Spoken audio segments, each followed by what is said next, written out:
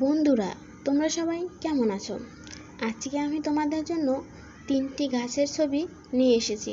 আজকে আমরা গাছের ছবি আঁকবো এবং রং করব। চলো যাই তাহলে।